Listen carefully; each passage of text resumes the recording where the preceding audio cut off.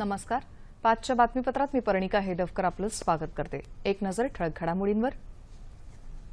शेतकऱ्यांना मदत देण्याबरोबरच शेती क्षेत्रात गुंतवणूक करण्यावर शासनाचा भर आहे. त्यातूनच शेतकऱ्यांचं जीवनमान उंचावू शकतं. कर्जमाफीच्या दृष्टीनं सरकार आवश्यक ती सर्व पावलं उचलत असून केंद्र सरकारच्या सहाय्यानं राज्याचा सहभाग दिला जाईल असं ठोस आश्वासन मुख्यमंत्री देवेंद्र फडणवीस यांनी आज विधानसभेत दिलं. शेतकऱ्यांच्या थकीत कर्जाची स्थिती पाहूनच माफीचा निर्णय घेतला जाईल आणि कर्जाचा हप्ता नियमित भरणाऱ्या शेतकऱ्यांना कर्जमाफीच्या योजना आखताना लाभ दिला जाईल. त्यामुळे नियमित कर्ज भरणाऱ्यांनी ते थांबवू नये असं आवाहन मुख्यमंत्र्यांनी केलं.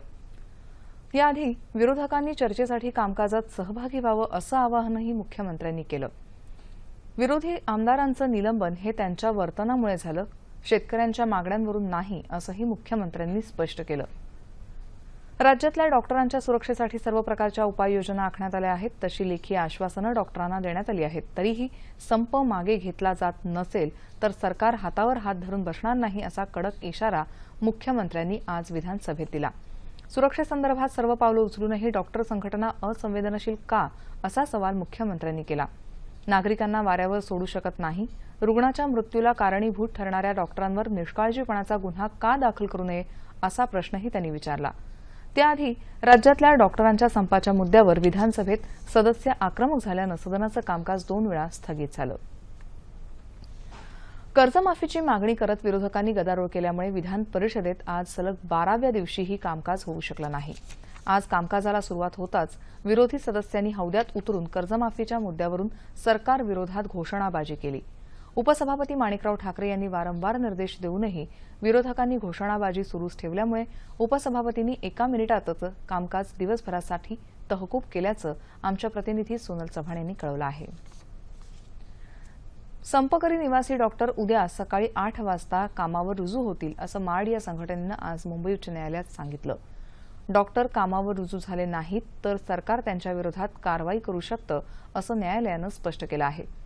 त्यापूर्वी न्यायालयानं संपकरी निवासी डॉक्टरांची संघटना आणि मार्डची कानउघडणी करत डॉक्टरांनी कामावर हजर व्हावं असंही म्हटलं होतं. राष्ट्रीय लोकशाही आघाडी सरकार आरक्षणाविरोधात असल्याचा विरोधकांचा आरोप सामाजिक न्याय आणि सक्षमीकरण मंत्री थावरचंद गेहलोत यांनी राज्यसभेत बोलताना फेटाळला. मागासवर्ग, अनुसूचित जाती आणि अनुसूचित जमातींना असलेलं आरक्षण सुरू राहील असं आश्वासन पंतप्रधान नरेंद्र मोदी यांनी वारंवार दिल्याचं ते म्हणाले. मागासवर्गासाठीच्या राष्ट्रीय आयोगाला घटनात्मक दर्जा देण्याचा सरकारचा निर्णय ऐतिहासिक असल्याचं त्यांनी सांगितलं. मंत्र्यांच्या उत्तरानं समाधान न झाल्यानं समाजवादी पार्टीच्या सदस्यांनी हौद्यात उतरून घोषणाबाजी केली. त्यामुळे उपसभापती पी.जे. कुरियन यांना सदनाचं कामकाज 10 मिनिटांसाठी तहकूब करावं लागलं.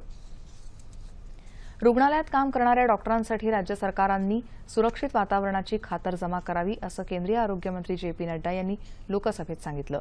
डॉक्टरांना सुरक्षा पुरवावी असं आवाहन राज्य सरकारांना करण्यात आलं आहे. जागतिक क्षयरोग दिनानिमित्त हिंगोलीमध्ये आज जनजागरण रॅली, चित्रप्रदर्शन तसंच घरपोच सेवा देणाऱ्या कर्मचाऱ्यांना मोटरसायकल आणि स्कूटरचं वाटप करण्यात आलं. शाहीर प्रकाश दांडेकर यांच्या कला पथकासह रांगोळ्या, भित्तीपत्रकाद्वारे जनजागरण करण्यात आलं. तसंच क्षयरोगाचं समूळ उच्चाटन करण्याचा संकल्पही करण्यात आला. क्षयरोग निवारण कार्यक्रमात याआधी रुग्णांना आठवड्यातून 3 वेळा घरपोच औषध उपचार देण्यात येत होता.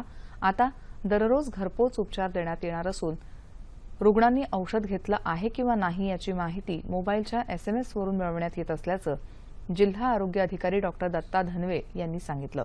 राष्ट्रीय आरोग्य अभियानांतर्गत क्षयरोग मुक्त भारत घडवण्यासाठी सर्वांनी सहभागी व्हावं असं आवाहन हिंगोली जिल्हा परिषदेच्या मुख्य कार्यकारी अधिकारी डॉ.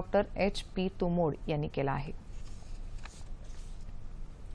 एअर इंडियाच्या अधिकाऱ्याला मारहाण करणारे शिवसेनेचे खासदार रवींद्र गायकवाड यांना 4 खासगी विमान कंपन्यांनी विमान प्रवास करायला अटकाव करण्याचा निर्णय घेतला आहे. जेट एअरवेज, इंडिगो, स्पाइसजेट आणि गो एअर या कंपन्यांनी हा निर्णय घेतल्याचं भारतीय विमान सेवा महासंघाच्या सूत्रांनी सांगितलं. या संदर्भात तपशीलवार निवेदन लवकरच करण्यात येईल अशी शक्यता आहे. दरम्यान शिवसेनेनं गायकवाड यांनी केलेल्या मारहाण प्रकरणाची गंभीर दखल घेतली असून त्यांच्याकडून स्पष्टीकरण मागवलं आहे असं शिवसेना पक्षप्रमुख उद्धव ठाकरे यांनी म्हटलंय. एअर इंडियानंही आपली भूमिका स्पष्ट करावी असं त्यांनी म्हटलं आहे. याबरोबरच हे बातमीपत्र संपलं. पुन्हा भेटूया संध्याकाळी 7 वाजता आपल्या सह्याद्री वाहिनीवर. नमस्कार.